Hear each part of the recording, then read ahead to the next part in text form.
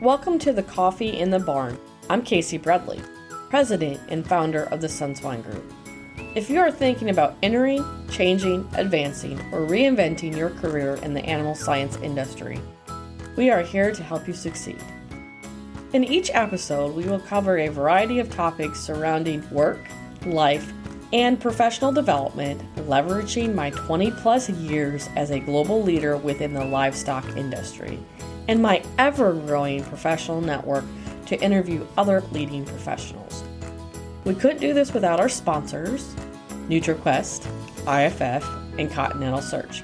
Reach out to us on our social media platforms or visit theswineGroup.com and subscribe now not to miss another episode.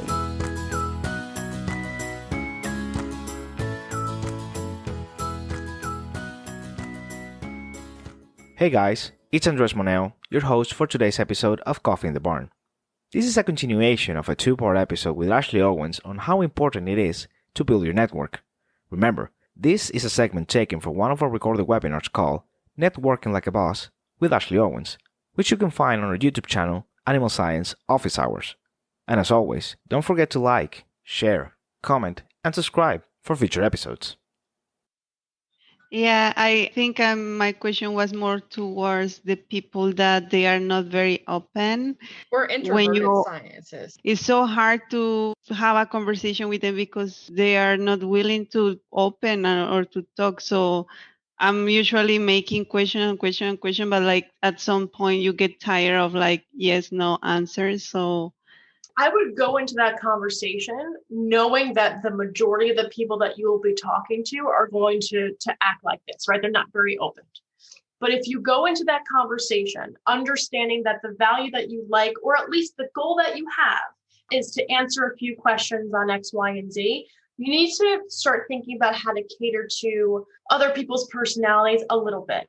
Give them the opportunity to expand more on certain things, and they just need to be asked different questions. There's going to be a lot of troubleshooting, pulling information out of people, but I think that the way, and we can talk about some of the questions that you can ask a little bit more open-ended, go in there with expectations of, I want to ask this person and get X, Y, and Z, so that you're not set up for failure, essentially.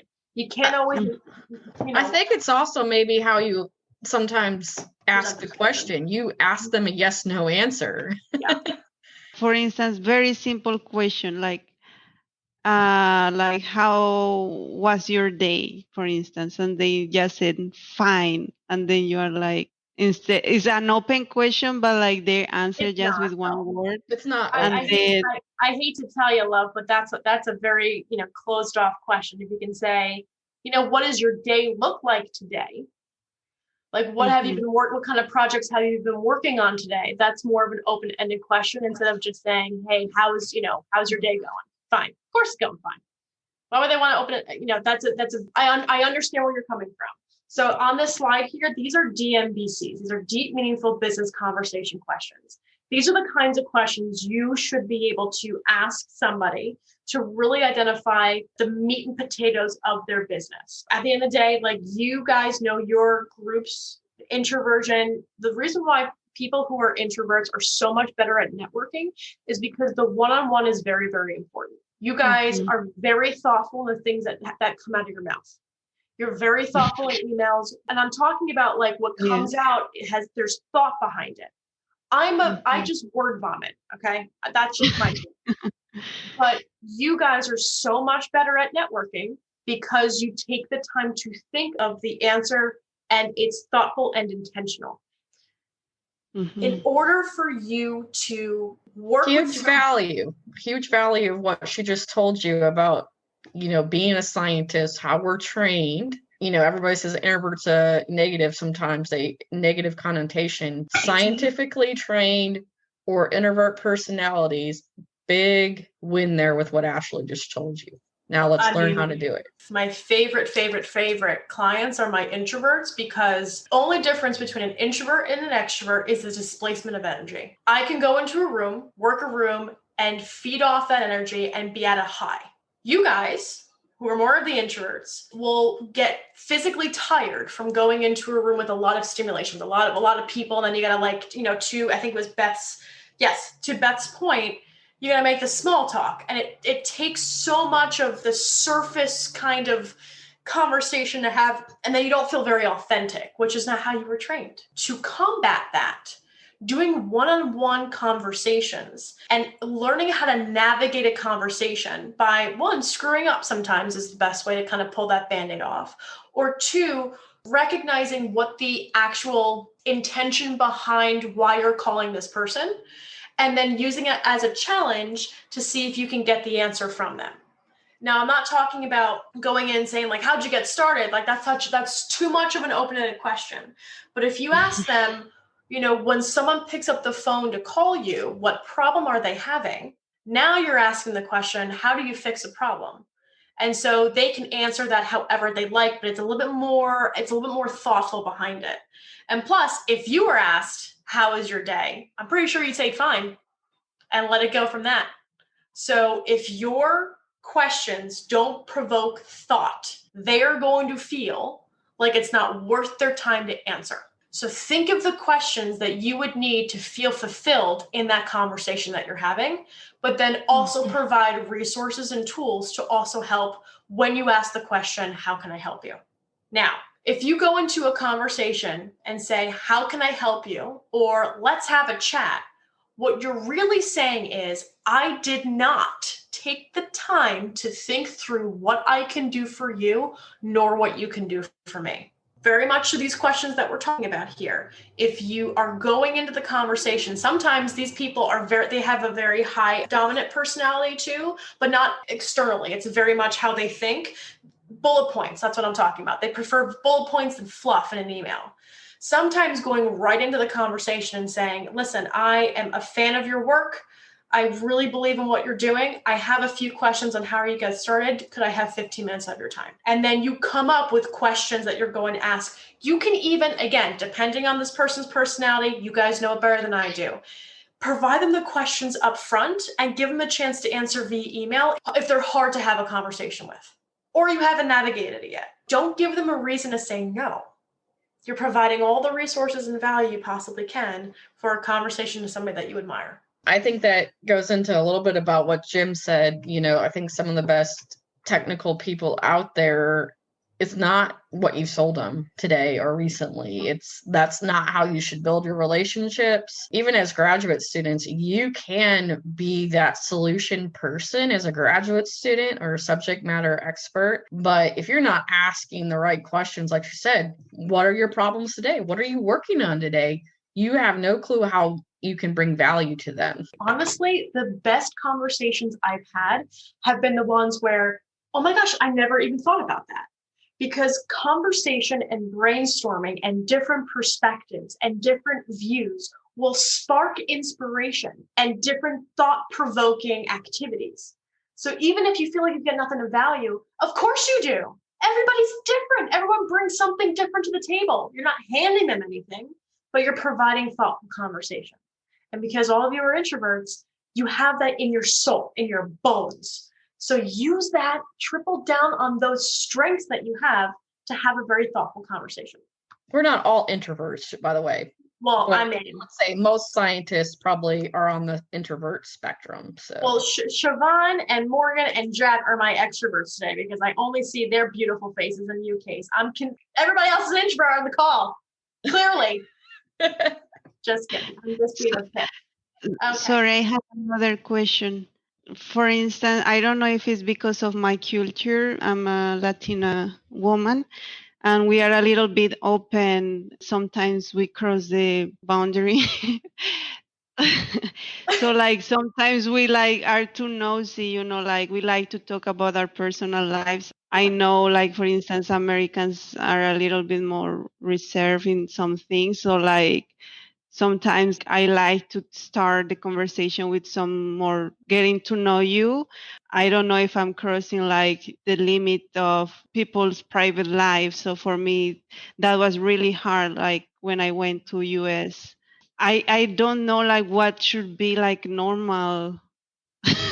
So Carolyn, the fact that you're even bringing this up shows me that you are a deeply compassionate person. You should not have to change how you interact with somebody else when you genuinely care about them.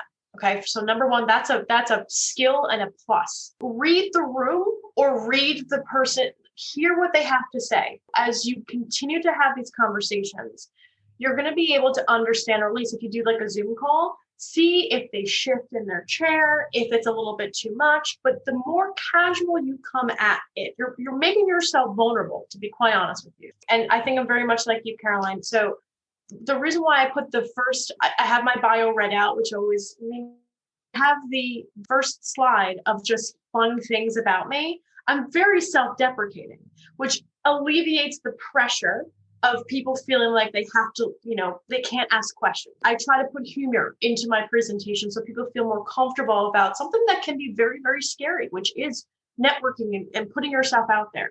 I empathize with that, which is why I try to make my environment as comfortable and as fun as possible. Do the same thing with the people that you have the chance and the pleasure and the privilege to talk to.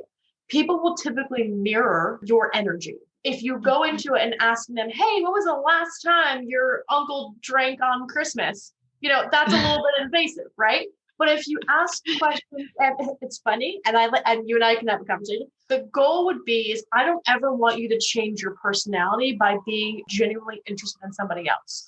What I would suggest you do is give them an example. Apparently, they're coming for me. Sorry, you can hear sirens out there. But I know where Caroline's coming from because I was very closed off too, but I learned to be more like Caroline because ultimately people buy from people. So you need to connect with them. Yes. And sometimes not everybody. We're all selling, by the way. You're all selling every time. All right, folks, we're going to go into kind of tools and resources to kind of help you navigate conversations. So I'm going to skip this slide for just a second, just because this is more towards people who are in business. However, there's a tool that I really, really, really, really like, especially because you guys are kind of talking about like talking to new people. This is something called Crystal Knows. And what Crystal Knows does is that, remember we were talking about like knowing yourself and what kind of networker you may or may not be. This was really helpful for me to take something called the DISC assessment. And the DISC assessment is an emotional intelligence assessment that allows me to see on paper how I make my decisions. But it also allowed me to see like what I would never be good at. So it showed me things to avoid, whether in my new position or in a current position or whatever it may have been. So when I was searching for jobs, it gave me an idea of what I will always struggle with. So the reason why I like using that, it allows to show you what kind of personality that person has and gives you ideas of how to communicate. It's called View Personality. And if I click on that and I need to talk to Casey about something, or I need to call Casey so I can make a sales pitch or negotiate, schedule a meeting, and it gives you advice. Say this, do, don't. It's a great way for me to coach my clients. Okay, so I ran this on you so I knew how I could communicate effectively with you, because my personality can be a lot. But the goal would be, especially if you're reaching out to HR managers, subject matter experts, mentors, this tool gives you a little bit of an extra oomph into communicating. It's called Crystal Knows. Morgan, you're going to get a link back to all of that, darling. So I'll have it for you. Yep, Patricia, you got it. Crushed it. Now for me, so if you go back to Casey's portfolio, Casey is as likely to be appreciated when others are stable, reliable, and cooperative. She's a supporter. Quick tip, appreciate the effort and offer support. Shaking her head yes, which means that it's gathering everything on the back end using AI to give a predicted DISC profile, and then it gives you great ways of being able to communicate with that person. As you get better at networking, you can start to see how to communicate with people with different personalities and troubleshoot through conversations. So for you, Caroline, too, this might be a good tool for you to kind of play around with. If you feel like your communication style is making somebody uncomfortable, this will give you a way to kind of go into it feeling a little more confident. Is that for free? Nope, this is a tool. I think it's like $35 a month. But again, it's just to use if you're really, really going out there and networking hard. But it's great to use if you want to use it for a month and then just fire off a bunch of emails or conversation requests. Thank you. You're welcome. No questions on this. So the reason why I kind of brought up utilizing Crystal Knows, again, communication style is very important. But at the end of the day, guys, as we're coming close into an end, you really just want to know yourself and know your audience, right? You really want to make sure that your name is memorable, that you make your name memorable. How do you want people to perceive you when you leave the conversation or leave the room? What emotion do you want them to engage in? Oh, she was really wonderful, helpful, thoughtful. She identified great ways to, help me with X, Y, and Z. Maybe you can, work on an internship with her, whatever it may have been. Plan your work and work in your plan. Plan structured next step conversations. You have a good conversation with somebody. Do not just leave it out in the open. And always, always, always, always follow up. Always follow up. If you take anything from this presentation, do not wait for them to follow up. You follow up with them immediately after the phone call. Whether it's a recap of what you talked about, why you talked about it, all that jazz, you're the one that follows up. We got a good question here. I'm about to say, how do you find networking opportunities if you don't know where to look? There's a really great website called Eventbrite and Meetup. And if you are looking at jobs or organizations that interest you, you want to follow the people that are of importance on LinkedIn.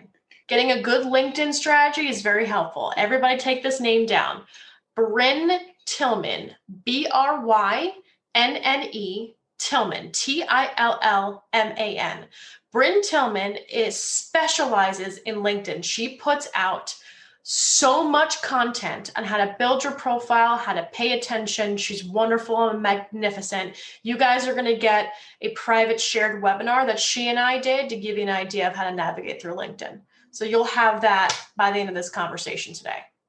So when you're looking for networking opportunities too, Catherine, you're looking for a community of weirdos. That's really what you're doing. If you're building a network, find a group and use different industry-related keywords within Meetup as well as within Eventbrite and start looking around. Everything's virtual right now. You don't have to go anywhere and just start the conversation. Oh, and if you're in the Philadelphia area, which I don't think many of you are, TicketLeap also has local events too. So conferences, workshops, things like that. Most of them are free now. Majority of these events are free. I was going to say, a lot of you are at universities, though, too, and universities bring a lot of good content. It's just trying to find it, and I think universities are getting better at sharing some of this side activities they're doing and stuff. Graduate student organizations. Your fellow graduate students at your university are going to be a key network for you as you develop your careers. Start there.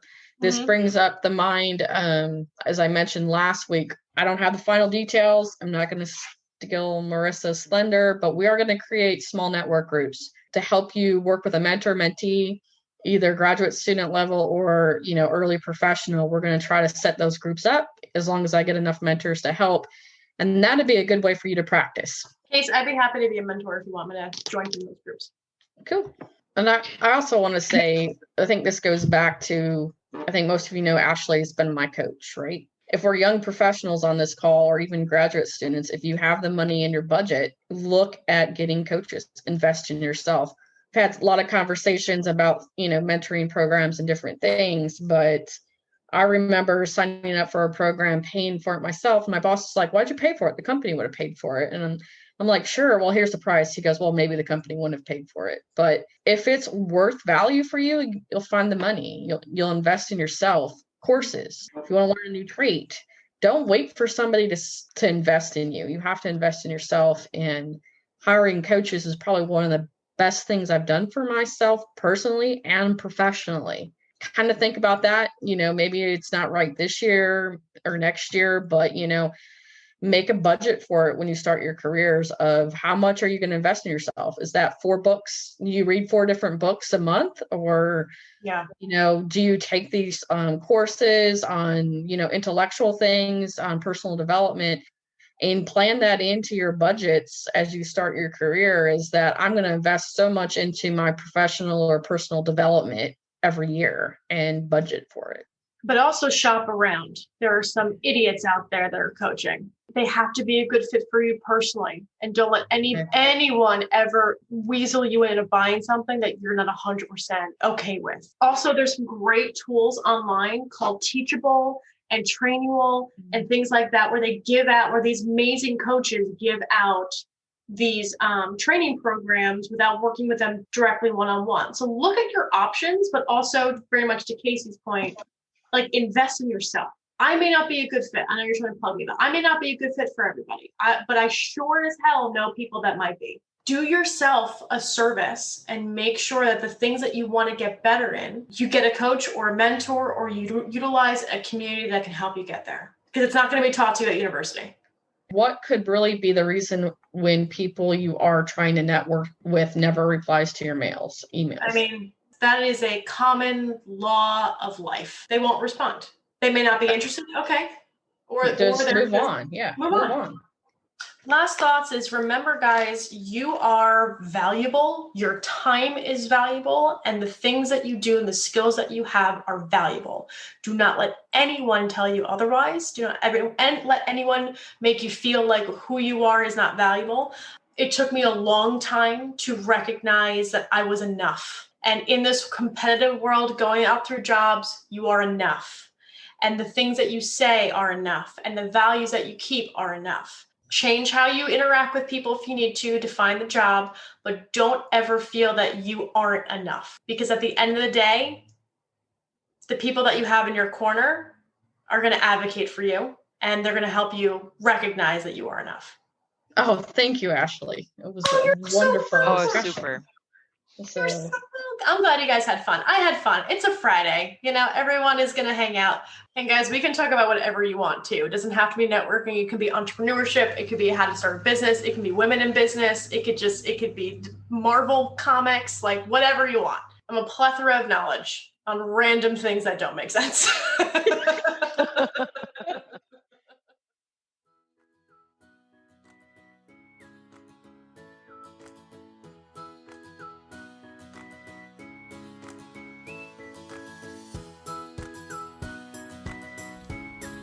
We hope that you enjoyed this discussion. You can watch the replay of this webinar, along with the rest of our webinar replays, on our YouTube channel, Animal Science Office Hours. And now we would like to also thank our sponsors once again, NutriQuest, IFF, and Continental Search. We are gracious that you support us in this journey. Before we go, are you finding it difficult to create your own version of success? Do you even know what success looks like for you? Well, if you don't, I suggest that you reach out to the Sunswine Group by visiting our website and booking your free next steps. We'll discuss your career and how the Sunswine Group can help you navigate that. Because our model is simple. We make pigs and dreams fly. Our mission is to share knowledge to mentor future leaders and transform innovation while creating a neural network of expertise to help any person, including you, any animal, or any company succeed. Thank you for listening, and don't forget to check out our socials. Find us on Facebook and LinkedIn at Coffee and Careers in Animal Science, or Instagram at coffee.and.careers. And remember, life is short. Drink your coffee in the barn.